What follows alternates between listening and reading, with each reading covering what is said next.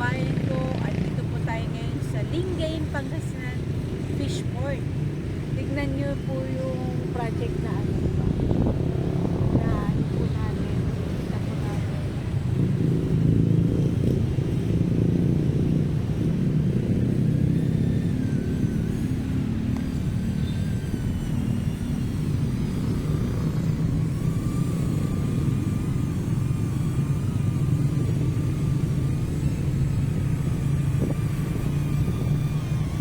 Maraming salamat po sa inyong lahat po sa pag-subscribe po natin sa ating Filipino Life Stories at Filipino TV.